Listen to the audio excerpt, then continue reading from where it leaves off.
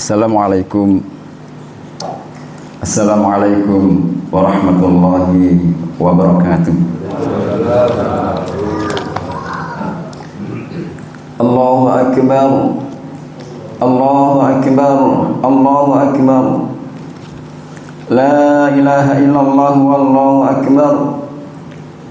Allahu akbar walillahil hamd.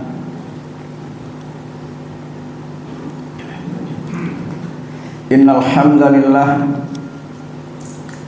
nahmaduhu wa nasta'inuhu wa nastaghfiruh wa na'udzu billahi min shururi anfusina wa min sayyiati a'malina. May yahdihillahu fala mudilla lahu wa may yudlil fala hadiya lahu. Asyhadu an la ilaha illallah wahdahu la syarika lahu. Wa asyhadu anna sayyidana wa nabiyyana wa maulana Muhammadan abduhu wa rasuluhu alladzi la nabiyya wa rasulahu ba'dahu.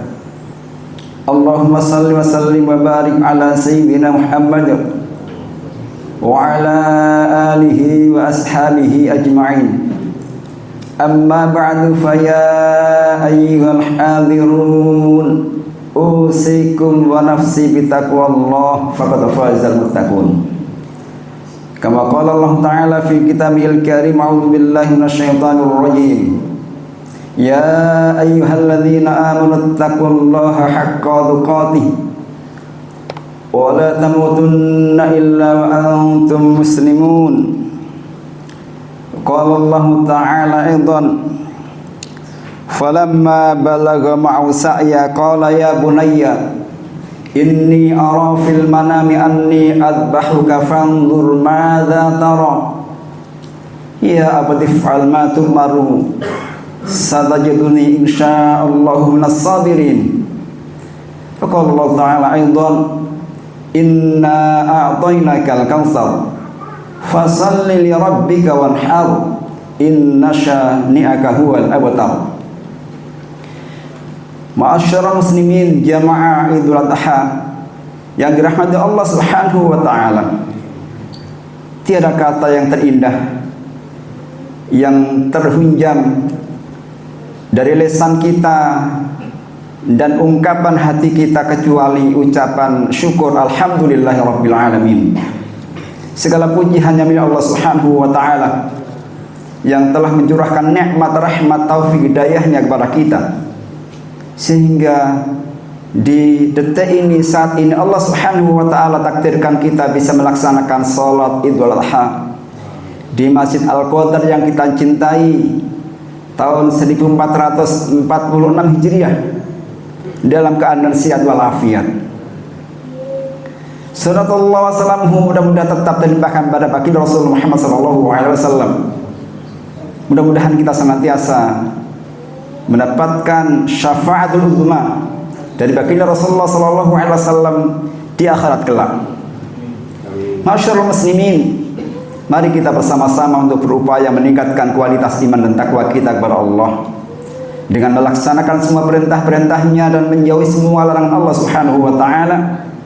Senyambang Allah masih berikan usia waktu di hari-hari yang mulia ini.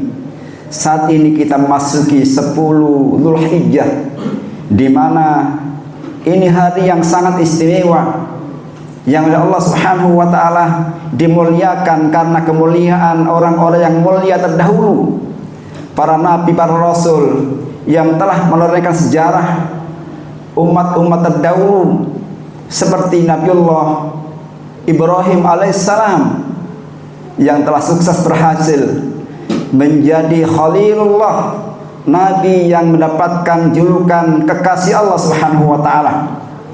Sehingga saat ini kita merayakan Idul Adha adalah salah satu dari momentum sejarah yang sangat bersejarah yang ditorehkan oleh baginda Rasulullah Nabiullah Ibrahim alaihissalatu wassalam. Allahu akbar, Allahu akbar, Allahu akbar. La ilaha illallah, Allahu akbar. Allahu akbar walillahil hamd. Masyarul muslimin rahimakumullah.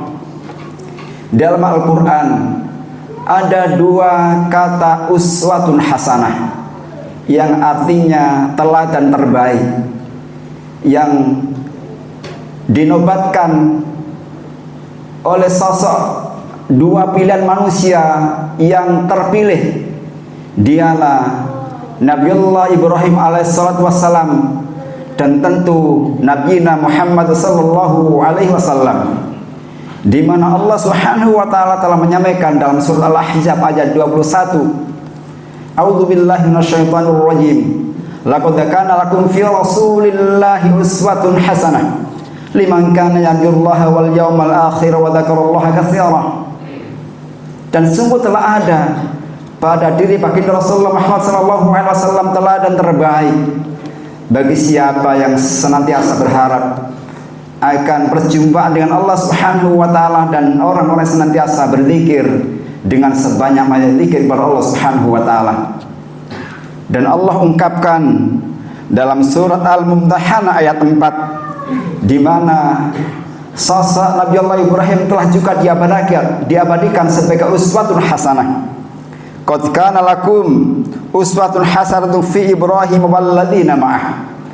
Dan telah ada untuk kalian semua teladan terbaik, yaitu teladan yang ada dalam diri baginda Nabiullah Ibrahim alaihissalatu wassalam dan orang-orang yang mengikuti risalahnya.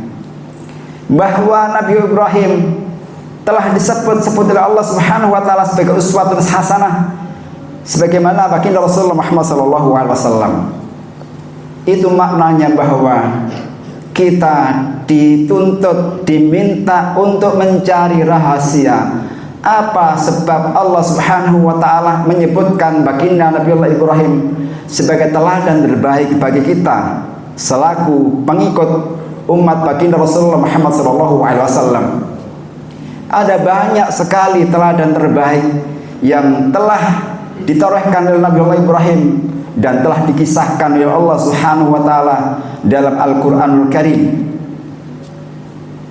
Di antaranya yang pertama adalah Nabiullah Ibrahim alaihissalatu wassalam itu sosok nabi yang teguh pendirian dalam menegakkan syariat dan akidah, tidak pernah goyah imannya, bahkan terpatri dalam diri baginda Nabiullah Ibrahim dan keluarganya, Ismail alaihissalam dan Siti Hajar istri tercintanya, di mana Allah Subhanahu wa taala telah menyampaikan, maka Ibrahim Yahudiyyan wala Nasraniyyan walakin kana hanifan muslima wa ma kana minal musyrikin.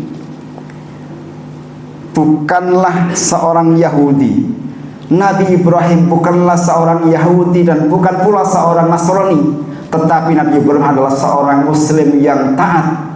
Bahwa Islam itu juga adalah ajaran yang dibawa oleh nabi-nabi terdahulu, mulai Nabiullah Adam alaihissalatu wassalam, bahkan Nabi Ibrahim, dan terakhir Nabi baginda Muhammad sallallahu alaihi wasallam. Bukan Yahudi, bukan Nasrani, tapi dia seorang Muslim. Wa ma kana minal musyrikin, dan bukanlah Nabi Ibrahim itu orang-orang yang mensekutukan Allah Subhanahu wa taala. Allahu akbar, Allahu akbar, Allahu akbar, la ilaha illallah, wallahu akbar, Allahu akbar, walillahil hamd. Nabi Ibrahim sebagaimana para nabi-nabi yang terdahulu adalah sosok nabi yang dijaga oleh Allah Subhanahu wa taala, tidak melakukan dosa sekecil apapun. Bahkan sebelum diangkat jadi nabi pun dia dijaga Allah Subhanahu wa taala, tidak melakukan kemusyrikan yang itu sudah ada. Dan bahkan ayahnya sendiri tukang pemahat patung berhala untuk disembahnya. Tapi tidak bagi Nabi Ibrahim, dia orang yang murni akidahnya sejak kecil. Sungguh pun di sekitarnya banyak orang-orang yang menyekutukan Allah Subhanahu wa taala. Dia orang-orang yang dijaga Allah Subhanahu wa taala, tidak melakukan kemusyrikan sekecil apapun. Sehingga sosok Nabi Ibrahim itu menjadi teladan bagi kita. Bahkan dikatakan Nabi Ibrahim itu adalah sebagai Abu Tauhid, bapaknya orang yang menegakkan tauhid kepada Allah Subhanahu wa taala. Sehingga masyarul muslimin jamaah Jumat rahimakumullah, masyarul muslimin jamaah Idul Adha yang dirahmati Allah Subhanahu wa taala, hendaknya kita sebagai seorang muslim menjaga nilai akidah untuk diri kita, untuk keluarga kita, agar ketauhidan keimanan ini yang akan menyelamatkan kita dunia dan akhirat. Allahu akbar, Allahu akbar, la ilaha illallah, wallahu akbar, Allahu akbar, walillahil hamd. Yang kedua, Nabi Ibrahim alaihissalatu wassalam, teladan terbaik. Dia seorang teladan dalam berdakwah yang penuh dengan hikmah, bahwa Nabi Ibrahim ketika berdakwah itu amat sangat hati-hati, jangan sampai kemudian dakwahnya itu ditentang, bahkan keluarganya sendiri yang mengajak untuk musyrik pada Allah Subhanahu wa taala. Di mana Azar bapaknya mengajak menyembah berhala, tetapi tidak. Nabi Ibrahim senantiasa berupaya berdakwah kepada ayahnya sendiri. Bahkan dakwah yang paling berat itu bukan dakwah kepada orang lain, tetapi mendakwai keluarganya sendiri, mendakwai anak, istri, suami, dan semua anggota keluarganya. Ini yang paling berat. Karena itulah Nabi Ibrahim telah mencontohkan bagaimana fragmen kisah Nabi Ibrahim dalam berdakwah untuk mendakwakan Islam untuk ayahnya tercinta. Ya abadi, inni qad ja'ani minal ilmi malam ya'tika fattabi'ni ahlika siratan sawiyah. Bapakku, sesungguhnya telah datang kepadaku sebagian ilmu pengetahuan yang tidak datang kepadamu, maka ikutilah aku, niscaya aku akan menunjukkan kamu jalan yang lurus. Mendakwakan Islam, tauhid kepada ayahnya sendiri, ini persoalan yang sangat krusial dan berat, tetapi dijalaninya dengan penuh kesabaran. Ya abati lima ta'budu syaitan, inna syaitana kana lirrahmani asiyya. Hai bapakku, janganlah kamu menyembah syaitan, sesungguhnya syaitan itu durhaka kepada Tuhan yang Maha Pemurah. Ini dakwah yang tidak pernah berhenti, walaupun tentu tidak mudah. Bahkan kemudian Azar alis yang menjadi ayahnya sampai kemudian tidak mengikuti ajaran yang dibawa oleh Nabi Ibrahim alaihissalatu wassalam. Masyaallah muslimin rahimakumullah. Yang ketiga, Nabi Ibrahim itu adalah seorang nabi yang senantiasa mengutamakan ilmu dan hujah yang benar. Tidak asal ketika dia kemudian menyampaikan kepada umatnya. Nabi Ibrahim telah diberikan hujah dan kuat oleh Allah Subhanahu wa taala sehingga selalu dapat mematahkan berbagai dalil yang dilontarkan oleh musuh-musuh Islam. Ketika dia berdebat, wa tilka hujjatuna atainaha Ibrahim ala qaumih. Itulah hujah yang Allah anugerahkan kepada Nabi Ibrahim untuk menghadapi kaumnya. Saat Nabi Ibrahim berhujah kepada Raja Namrud, yang pada saat itu Raja Namrud adalah musuh Nabi Ibrahim alaihissalatu wassalam. Tetapi Nabi Ibrahim tidak pernah gentar untuk mendakwakan Islam, sampai kemudian Nabi Ibrahim dimasukkan di api yang sangat besar dan membara. Tapi oleh Allah Subhanahu wa taala dijaga Nabi Ibrahim, tidak tersentuh sedikit pun kulitnya, untuk kemudian Allah selamatkan. Bahkan Allah menyampaikan, ya narukuni bardan wa salaman ala Ibrahim. Hai api, dinginlah dan selamatkan Nabi Ibrahim.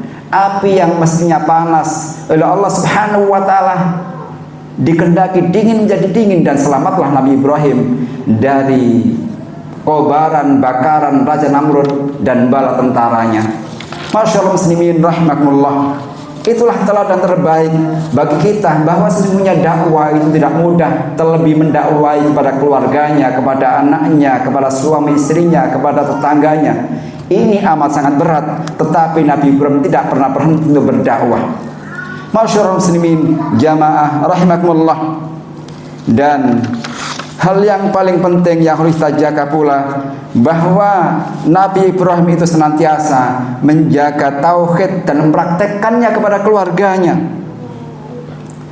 Ketika kemudian Nabi Ibrahim itu mengalami berbagai ujian cobaan yang tidak akan pernah berhenti, saat istri tercintanya Hajar ditinggalkan dalam gurun pasir yang gersang, tiada tanaman sedikit pun, tapi kemudian dengan ketegasan ketauhidan Nabi Ibrahim rela meninggalkan istri dan anak yang masih bayi. Kemudian ketika ditanya oleh istri tercintanya, "Hai Ibrahim, apakah ini perintah Allah?" Maka Ibrahim dengan tegas menjawab, "Iya, ini perintah Allah." Kalau itu perintah Allah, maka Allah tidak akan menyia-nyiakan hambanya yang taat kepada Allah Subhanahu wa ta'ala, menanamkan ketauhidan, kepasrahan kepada Allah Subhanahu wa ta'ala, sehingga oleh Allah Subhanahu wa ta'ala berikan keluarganya ini sosok teladan bagi kita semuanya, bahwa ayah, istri, dan anak-anaknya menjadi seorang yang patut diteladani dalam kehidupan kita berkeluarga, dalam kehidupan kita berumah tangga, sehingga jadikan keluarga kita ini keluarga yang senantiasa dalam bimbingan Islam, dalam ketaatan kepada Allah Subhanahu wa ta'ala.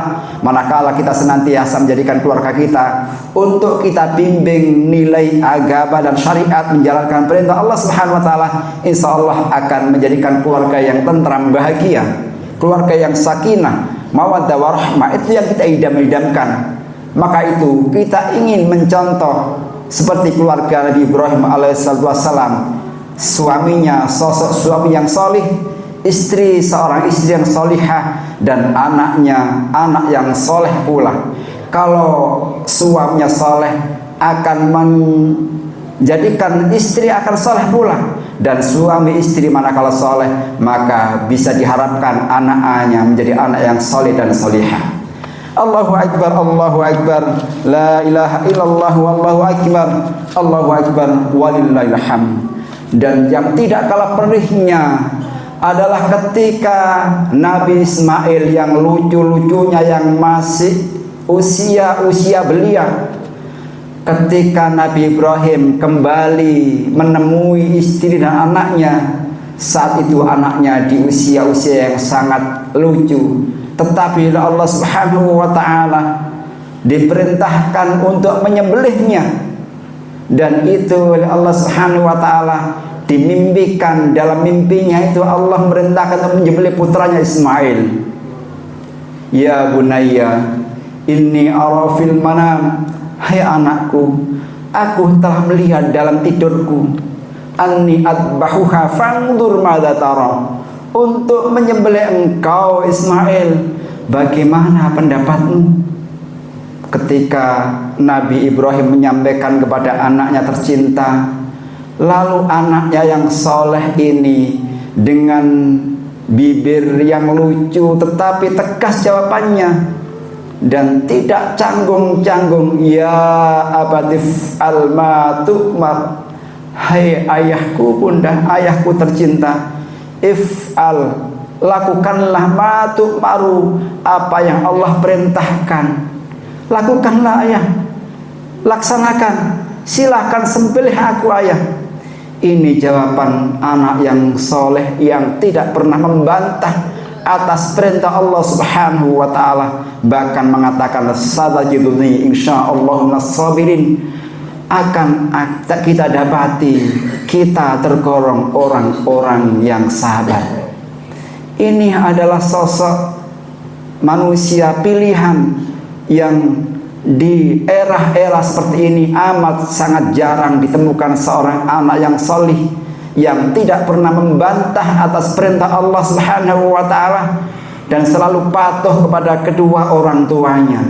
Kita mendapatkan seorang anak yang solih, yang itu akan mewarisi kita, sebagaimana doa Nabi Ibrahim kepada anak-anaknya ketika Nabi Ibrahim itu jauh-jauh belum punya istri dan belum punya anak. Doa yang tidak pernah berhenti di lisan Nabi Ibrahim adalah, "Rabbi habli minas salihin, Rabbi habli minas salihin, Rabbi habli minas salihin." Ya Allah, berikan kepada kami anak-anak yang solih, Berikan kepada kami ya Allah anak yang salih, karena anak yang salih ini yang menjadi garansi terbaik, menjadi jariah yang terindah, dan menjadi investasi dunia dan akhirat adalah mencetak generasi yang salih dan salihah.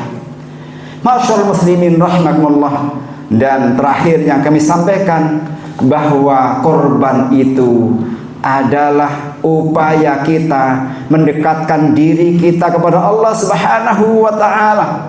Karena yang sampai dari harta yang kita korbankan di jalan Allah, dari hewan yang kita sembelih, bukanlah hewan itu, tetapi karena takwa kita kepada Allah Subhanahu wa ta'ala. Kalau kita niat semata lillahi ta'ala mengorbankan sebagian harta kita untuk taqarrub ilallah, mendekatkan diri kita kepada Allah Subhanahu wa ta'ala, insya Allah Allah akan ganti dengan yang jauh lebih baik.